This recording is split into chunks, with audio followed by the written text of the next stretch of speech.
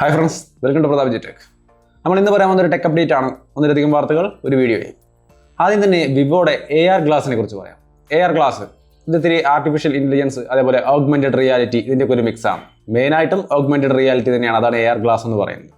ഈ ഒരു ഗ്ലാസിൻ്റെ പ്രത്യേകത എന്ന് പറഞ്ഞു കഴിഞ്ഞാൽ, നമ്മൾ ഈ ഗ്ലാസ്സിലൂടെ നോക്കിക്കഴിഞ്ഞാൽ നമ്മുടെ മുമ്പിലുള്ള സംഭവങ്ങൾ എന്തൊക്കെയാണ്, അതായത് നമുക്ക് മനസ്സിലാവാത്തപ്പോൾ എന്തെങ്കിലും ഒരു ഫുഡ് ടേബിളിലേക്ക് നോക്കി കഴിഞ്ഞാൽ അവിടെ എന്തൊക്കെ ഫുഡൊക്കെയാണുള്ളത്, കാര്യങ്ങൾ എന്താണ്, അല്ലെങ്കിൽ ഒരാളുടെ മുഖത്തേക്ക് നോക്കിയാൽ ആ ആളുടെ ഫേസ് റെക്കഗ്നൈസ് ചെയ്തിട്ട് അതാരാണ്, അദ്ദേഹത്തിൻ്റെ പേരെന്താണ്, ജോലി എന്താണ്, അങ്ങനെയുള്ള കാര്യങ്ങളൊക്കെ പറയുക.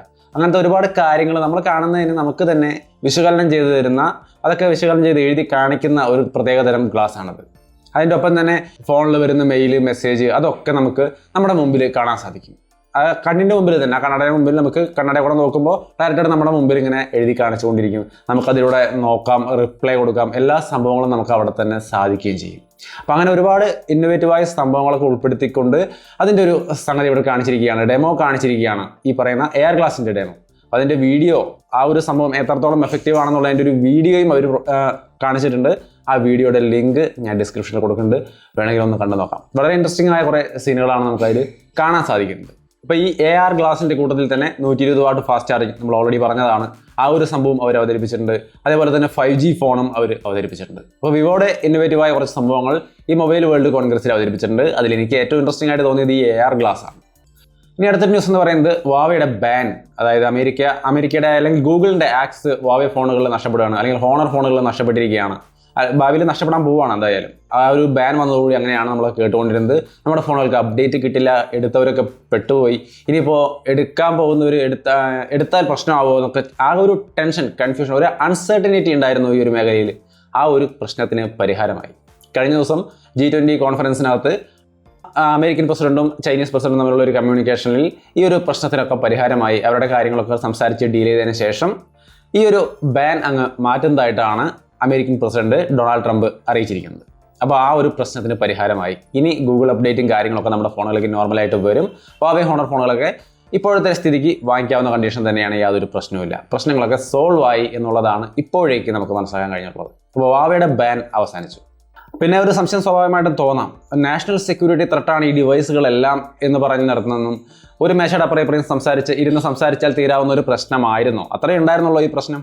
അതിനാണോ ഈ വലിയൊരു ബാനും, വാവയ്ക്ക് ഇത്ര വലിയ നഷ്ടം, ഇത്രയും നാളും ഈ ഒരു വാവേ ഫോണുകൾ എടുത്ത ആൾക്കാരുടെ മനസ്സിലും ഒരു ടെൻഷൻ, ഇങ്ങനെയൊക്കെ സംഭവങ്ങൾ ഉണ്ടാക്കേണ്ട ഒരു ആവശ്യം ഈ ഒരു ഡൊണാൾഡ് ട്രംപ് എന്ന വ്യക്തിക്ക് ഉണ്ടായിരുന്നോ, അല്ലെങ്കിൽ അമേരിക്കൻ ഭരണകൂടത്തിന് ഉണ്ടായിരുന്നോ എന്നൊക്കെ ചിന്തിച്ചു കഴിഞ്ഞാൽ രണ്ടാമത്തെ വിഷയമാണ്.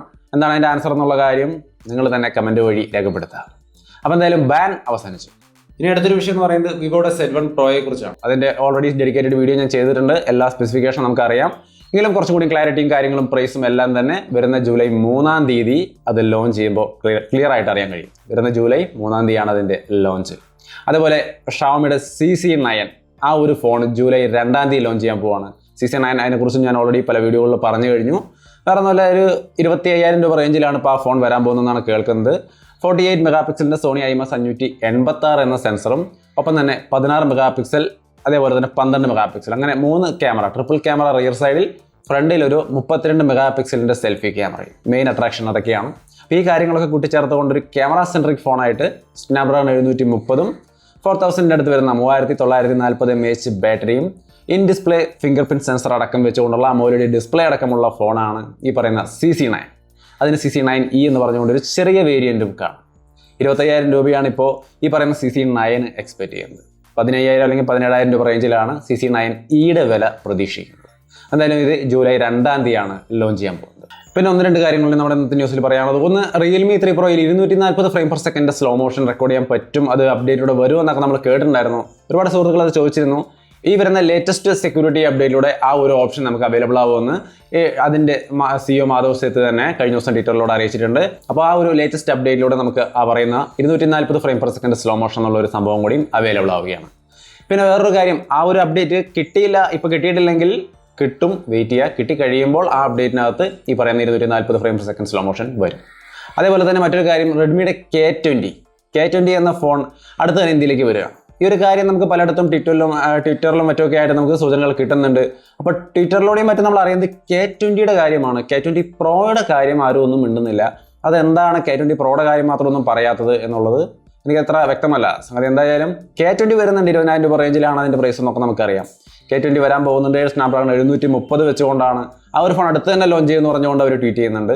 അപ്പോൾ അത് 1-2 ആഴ്ചക്കുള്ളിൽ ലോഞ്ച് ഉണ്ടാവും എന്തായാലും. പക്ഷേ K20 Proയുടെ കാര്യം ഇപ്പോഴും ഒന്നും പറയുന്നില്ല.